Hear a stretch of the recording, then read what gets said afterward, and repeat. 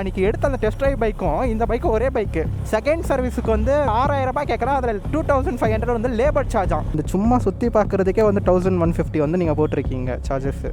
அப்போ மாற்றாமல் பில்லு போட்டிருக்கீங்களே, எப்படின்னா இப்போ நாங்கள் அது மாற்றிருக்கீங்களா மாற்றலையான்னு கூட இப்போ நீங்கள் ஃபஸ்ட்டு ஒன்று சொன்னீங்க.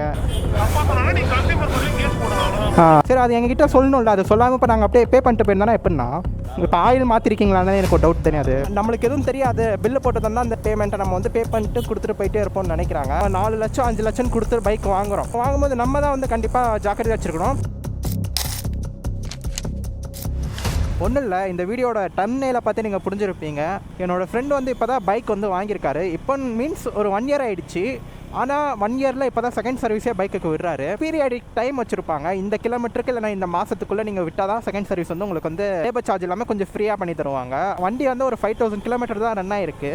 செகண்ட் சர்வீஸ்க்கு வந்து அவங்க வந்து கோட் பண்ணுற ப்ரைஸ் பார்த்தீங்கன்னா 6000 பே பண்ண சொல்கிறாங்க. இதில் லேபர் சார்ஜ் மட்டுமே 2500 வந்து பே பண்ணணுமா. ஆனால் எங்கள் ஜஸ்ட் இன்ஜின் ஆயில் ப்ளஸ் வந்து அந்த ஆயில் ஃபில்டர் சின்ன சின்ன விஷயந்தான், அதுக்கெல்லாம் சேர்த்து மட்டுமே 2500 லேபர் சார்ஜ் ஆகும்னு சொல்கிறாங்க. ஸோ என்ன ஏதுன்னு நம்ம நேரில் போய்ட்டு பார்க்கலாம். மேபி வந்து யாருக்காவது இப்போ அப்பாச்சி RR310 வாங்குறீங்கன்னா உங்களுக்கு யூஸ்ஃபுல்லாக இருக்கும்னு நினைக்கிறேன் இந்த வீடியோ. அம்மா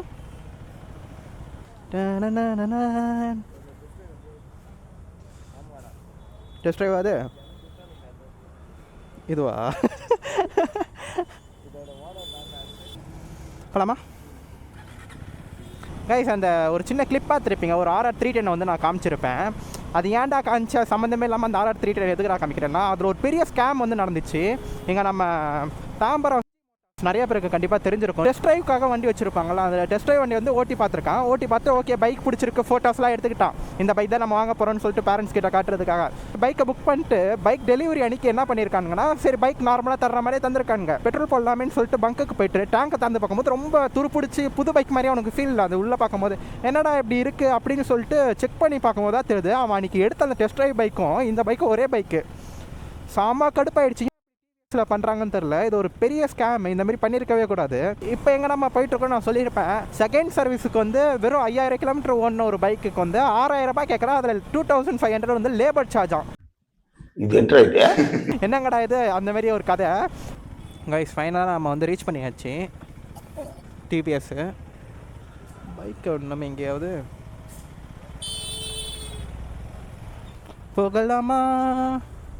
போகலாமா என்னவா? ஓ, எவ்வளோ நேரம் ஆகுமா? நல்லா இருக்கே. இதெல்லாம் நல்லா தான் பண்ணி வைக்கிறானுங்க. கொள்ளை அடிக்கிறது மட்டும் விதவிதமாக அடிக்கிறானுங்க. ஜஸ்ட்டு செகண்ட் சர்வீஸு RR310 எடுத்து வந்திருக்கோம். செகண்ட் சர்வீஸ்க்கு பீரியடிக் டைம் மட்டும் தான் முடிஞ்சிருக்கு, மற்றபடி ஒன்றும் இல்லை. லேபர் சார்ஜ் மட்டுமே இதில் 2500 ப்ளஸ் வந்து 6000 ரூபாய் போட்டு கொடுத்துருக்காங்க. என்ன மாற்றிருக்காங்கன்னு இப்போ நம்ம பார்க்க வரோம். எனக்கு கொஞ்சம் அந்த பில் காட்ட முடியுமா? இது சிந்தட்டிக் ஆயில் ஓகேவா? இது வந்து 1450 வச்சுக்கலாம்.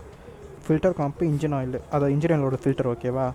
பிரேக்கோ ஓவர் ஆயிலிங் அப்படின்னு என்னது? பிரேக் ஆயிலா? அதுக்கு 300 போட்டிருக்கானுங்க. செயின் லூப்ரிகேஷனுக்கு 300, கன்சியூபிள் சார்ஜ் வந்து ஒரு 120 போட்டிருக்கான். கூலண்ட் ஆயில் டாப்அப் பண்ணியிருக்காங்க போல இருக்குது, அதுக்கு ஒரு 350. டயக்னோஸ்டிக் டூல் அதுக்கு ஒரு 100 போட்டிருக்காங்க. அதான் டயக்னோஸ்டிக் டூல் செக்கப்பா. அதுக்கு டயக்னோஸ்டிக் டூல் செக்கப்னா அது என்னடா அது? அதான் எனக்கு தெரியும். அப்புறம் ஜென்ரல் சர்வீஸ் வந்து 1150. அதான் லேபர்னு நினைக்கிறேன். இல்லை லேபர் தோருக்கு பாரு. இங்கே வந்து எவ்வளோ போட்டிருக்கானுங்கன்னா 4873 போட்டிருக்கானுங்க ப்ரோ. அதான் ஆல்மோஸ்ட் 5000க்கு 150 rupees கம்மி.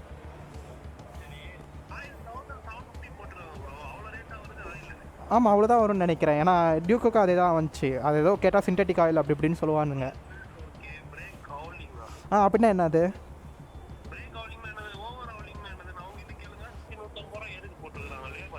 தெரியல, அதான் எனக்கும் தெரியல. ஜென்ரல் செக்கப்னு சொல்லிட்டு அவ்வளோ போட்டிருக்கானுங்க. இந்த பில் ஆனால் இதில் வந்து இந்த 1150 எதுக்கு போட்டிருக்கீங்க ஜென்ரல் சர்வீஸ்னு சொல்லிட்டு? அது சரி. அப்போ யார்கிட்ட கேட்கணும்? வண்டி பார்த்தவங்கள கேட்டார் எக்ஸ்பிளைன் பண்ண சொல்லுங்க. அந்த 1150 எதுக்கு போட்டிருக்காங்க? இது ஜெனரல் சர்வீஸ் சார். நார்மலா ஜெனரல் சர்வீஸ் அமௌண்ட். ஜெனரல் சர்வீஸ்க்கான அமௌண்ட் வெஹிக்கிள் செக் பண்றாங்க இல்லையா, ஃபுல் செக்அப். ஜஸ்ட் வெஹிக்கிள் அதில் ஆல்ரெடி எந்த பிரச்சனையும் இல்லை, செகண்ட் சர்வீஸ்க்கு வர வெஹிக்கிள் தான். அது மட்டும் இல்லாமல் அதில் வந்து ஆமாம் செகண்ட் சர்வீஸ்க்கு வந்துருக்க வெஹிக்கிள் தான் அது. வெறும் 5000 கிலோமீட்டர் ஓடின ஒரு பைக்கு. சரி ஓகே, அதில் ஏதோ பிரேக்கோ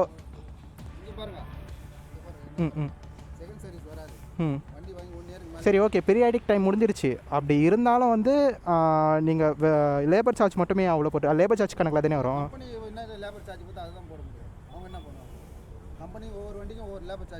சரி சரி, கூலண்ட் ஆயில் என்ன ஆயில் யூஸ் பண்ணியிருக்கேன்? கூலண்டுக்கு அது என்ன ரேட் வரும்? 350 ரூபா வரும் ப்ளஸ் டாக்ஸ். ஓ, அது அப்படியே நீங்கள் ஃபுல்லாகவே இது பண்ணிடுவீங்க. அதில் கம்மியாக தான் இருந்திருக்கும். காலி. பிரேக் ஓவர் ஆயிலிங் என்னது? அதுக்கு 300 சார்ஜ் பண்ணுறீங்களா?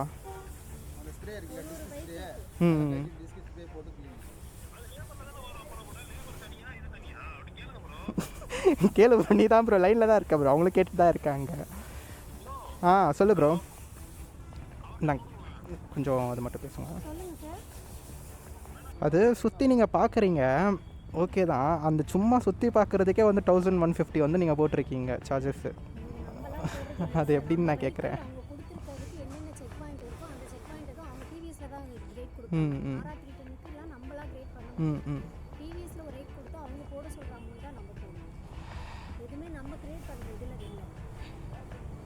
ஜெனரல் சர்வீஸ்ங்கிறது நம்ம என்னென்ன பண்ணுறோம் தனித்தனியாக ஸ்பிட் அவுட் காட்டியிருப்பாங்க.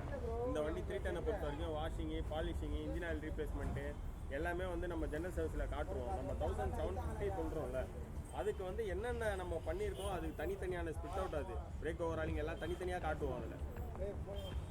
சரி, எனக்கு இன்னும் டவுட் என்னென்னா, ஃபஸ்ட்டு 6000 ரூபா போட்டு கொடுத்துருக்கீங்க, லேபர் சார்ஜ் மட்டுமே 2500 சொல்லிட்டு அது காலைல வரும்போது அதுதான் கேட்குறேன்.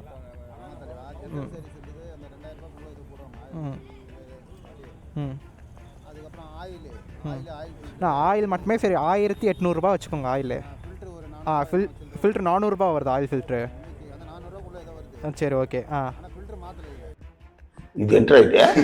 மாற்றலை, அப்புறம் எதுக்கு அதில் போட்டிருக்கோங்க? ஏதோ போட்டிருக்காங்களே அதில், ஏதோ ஆயில் ஃபில்ட்ரு சம்திங் ஏதோ சேஞ்சுன்னு சொல்லிட்டு போட்டுருந்துச்சுல்ல. ஒரே நிமிஷம் காட்டுங்க.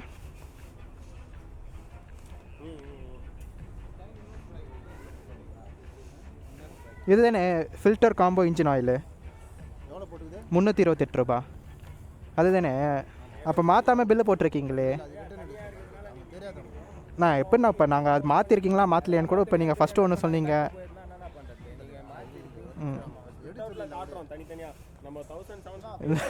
ஃபஸ்ட்டு ஒன்று சொல்கிறீங்க, ஒன்று இப்போ பாருங்க, நான் இதில் எக்ஸ்ட்ரா போட்டிருக்கீங்க.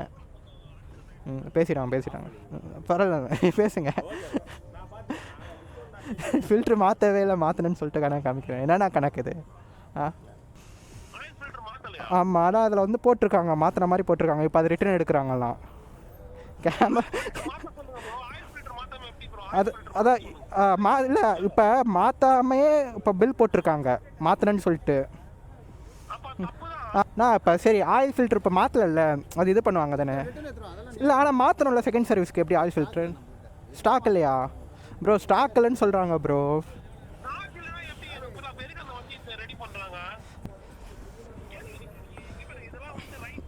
ரைட்ஸாக இல்லை, நான் கேட்குறேன். வேம்பிலியே அடிக்கிற அளவு உங்கள்கிட்ட ஆட்டம் இருக்கலாம், ஆனால் அதுக்கெல்லாம் ரோஸ் அடிச்சிட முடியாது. நான் கேட்குறேன் இல்லைண்ணா. இப்போ என்ன பிரச்சனைனா, ஆயில் ஃபில்ட்ரே அதில் மாற்றலை, ஆனால் மாற்றின மாதிரி போட்டிருக்கீங்க.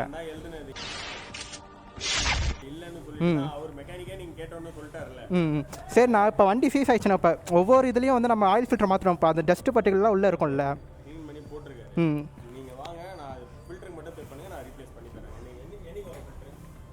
சரி, அது எங்ககிட்ட சொல்லணும்ல, அது சொல்லாமல் இப்போ நாங்கள் அப்படியே பே பண்ணிட்டு போயிருந்தோன்னா எப்படின்னா சொல்லுங்கள். நான் கேட்குறது கரெக்ட் தானே, எங்கள் ரைட்ஸ் தானே கேட்குறோம். சரி, இப்போ இது இந்தமாரி ஒன்று பண்ணியிருக்கீங்க, இப்போ நீங்கள் நிறையா அதில் மாற்றினதாகவும் சொல்லியிருக்கீங்க. இப்போ அதெல்லாம் எனக்கு எப்படி தெரியும்? இப்போ ஆயில் மாற்றிருக்கீங்களான்னு எனக்கு ஒரு டவுட் தானே அது.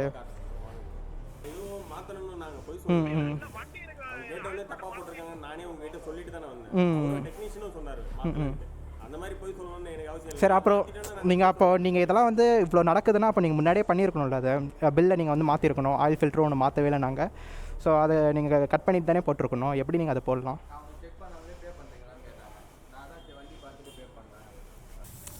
இந்த மாதிரி பண்ணாதீங்கண்ணா. என்னன்னா நீங்கள் இல்லை தலை, நாங்கள் வந்து போய் சொல்லல. 2 பேரும் நீங்கள் கேட்டோன்னே பில்லிங் தான் ஃபஸ்ட்டு கேட்டேன். இல்லை அவர் டெக்னீஷியனும் சொல்லிட்டாரு ஃபில்டர் இல்லைன்ட்டு. ஃபில்டர் அமௌண்ட் போட்டது ஏமா பண்ண நான் ஃபில்டர் எழுதினேம்மா. ஃபில்டர் எழுதிருந்தது இருந்தால் பார்ட் நம்பர் எழுதிருக்க மாட்டோம். பார்ட் நம்பர் எழுதலை, அப்பயே நீ அடிக்க வேண்டியதானே. சாரி நான் எனக்கு தெரியல. அவர் நாங்கள் போய் சொல்லலை. நீங்கள் வந்து கேட்டவுடனே ஃபில்டர் மாற்றலன்னு சொல்லு. நாங்கள் பில்லை பார்த்துட்டு தான் இருக்கோம். நீங்கள் என்ன ஃபில்டர் மாற்றிருக்கான்னு கேட்டவுடனே அவர் சொல்லிட்டாரு இல்லைப்பா மாற்றலன்னு. எங்களுக்கு என்ன மாத்திரமோ அதுக்கு தான் நான் பில் போடுவோம். ஆனால் பில்லிங் ரேட் வந்து ஒன்றுக்கு டிஃப்ரெண்ட் வரும். 100 ரூபா போடுவாங்க, ஒருத்தர் 120 ரூபா போடுவாங்க. அந்த மாதிரி வரும். மெட்ரோ சிட்டி இந்த மாதிரி ஒரு வேரியேஷனில் போடுவாங்க. அவங்க டிஸ்கவுண்ட் நான் பேசிட்டு நான் அதை பண்ணிட்டு சரி ஓகே பாருங்க. நான் ஃபில்டரை மாற்ற சொல்கிறேன். மாத்திரவுடனே ஒரு வண்டி. சரி ஓகே ஓகே தான். அவ்வளோதான் வருமானம். உனக்கு கொஞ்சம் அதிகமாக வராதான்? திரும்ப இது சரி ஓகே ஓகே ஓகே தான் ஓகே தான் இன்னொரு கேனை கூட ஊற்றி ஓகே தாண்ணா ஓகே தாண்ணா ஓகே தான் ஓகே தான். இந்த ஆயில் கூட நான் எடுத்துக்கிறேன், ஒன்றும் பிரச்சனை இல்லை. வேற ஒரு கேனை கூட ஓப்பன் பண்ணி வீடியோ எடுத்துட்டு உங்களுக்கு அனுப்புகிறேன். சரி ஓகேண்ணா ஓகேண்ணா. சரி பாருங்க. இவனை இப்படியே விட்டா ஊர்ல இதே பண்ணிட்டு தெரியுமா? பேசாம இவனுக்கு காலை கிடைக்காம காய அடிச்சு விட்டுருங்க. டிவிஎஸ் பைக்லாம் பார்த்தீங்கன்னா சூப்பரான பைக். நான் குறைய சொல்ல மாட்டேன். எனக்கு பர்சனலாக ரொம்ப பிடிக்கும். என்னோட ஒப்பீனியன் என்னென்னா, நானே ஃபஸ்ட்டு டியூக்கு பதிலாக RR310 தான் என்னோட ஃபஸ்ட்டு சாய்ஸாக இருந்துச்சு. ஏன்னா எனக்கு அவ்வளோ கிரேஸ் அந்த பைக் மேலே. எடுக்காததுக்கு ஒரே ரீசன், நம்ம டியூக் பார்க்க எதுக்கு போகிறோம்னா, மெயினாக நான் பார்க்கும்போது அவங்க சர்வீஸில் தான் எனக்கு பிரச்சனையாக இருந்துச்சு. ஓவரால் எல்லா பைக்குமே நீங்கள் செக் பண்ணிக்கிடுங்க. என்னெல்லாம் மாற்றிருக்காங்க, என்னெல்லாம் கழட்டிருக்காங்க, என்னெல்லாம் மாற்றிருக்காங்கன்னு ஒரு வாட்டி சுற்றி பாருங்கள். பைக்கை கொடுக்கறதுக்கு முன்னாடி ஒரு வீடியோ எடுங்க. மாற்றி பில்லு போட்டோம் இந்த மாதிரி ஆயிடுச்சுங்க சாரின்னு சொல்லிட்டாங்க. பார்த்துருப்பீங்க லாஸ்ட் வீடியோவை. நம்மளுக்கு எதுவும் தெரியாது, பில்லு போட்டு தந்தால் அந்த பில்லில் இருக்கிற பேமெண்ட்டை நம்ம வந்து பே பண்ணிட்டு கொடுத்துட்டு போயிட்டே இருப்போம்னு நினைக்கிறாங்க. அப்படி இருக்காதீங்க. நீங்கள் சர்வீஸ் விடும்போது பைக்கில் நீங்கள் என்னெல்லாம் மாற்ற போகிறீங்கன்னு வந்து நீங்களும் ஒரு கிளான்ஸ் மாதிரி பார்த்துட்டு ஓகே இதெல்லாம் மாற்றுவாங்க அப்படின்னு சொல்லிட்டு நீங்களும் ஒரு சின்ன ஸ்டடி பண்ணிவிட்டு போயிட்டு சர்வீஸ் கொடுங்க. நீங்கள் மட்டும் சும்மா அவங்களே எல்லாமே பார்த்துப்பாங்க அப்படின்லாம் நினச்சி கொடுத்தீங்கன்னா உங்களை வந்து காலி பண்ண தான் நினைப்பாங்க. ஓவரால் நிறையா ஷோரூமில் வந்து இந்தமாரி ஒரு விஷயம் நடந்துட்டு தான் இருக்குது. யமகா சரி இல்லை வந்து நம்ம KTMல கூட நடந்துட்டு தான் இருந்துச்சு. ஆனால் இப்போ வந்து கொஞ்சம் கம்மியாயிடுச்சுன்னு கேள்விப்பட்டேன். ஸோ மற்றபடி யமகா, TVS, பஜாஜ் மீது எல்லா இடத்துலையும் வந்து நம்மளுக்கு தெரியாததை வச்சு அவங்க வந்து அதுக்கு எக்ஸ்ட்ரா சார்ஜஸ் போடுறது. நம்ம தான் கேட்கணும். கேட்டால் தான் அவங்களால பண்ண முடியும். ஓகே காய்ஸ், ஃபைனலாக வந்து நம்ம திரும்ப ஷோரூமுக்கு வந்தாச்சு. நேற்று அந்த ஆயில் சேஞ்ச் பண்ணுறது வீடியோ எடுத்து அனுப்புகிறேன்னு சொல்லிட்டு. ஓகே அதுக்கு தான் பரவாயில்லையே அனுப்புகிறாங்களே. பரவாயில்ல, அது மெனக்கிட்ட ஒரு வீடியோவாக எடுத்து நம்மளுக்கு கன்வே பண்ணுறாங்கல்ல.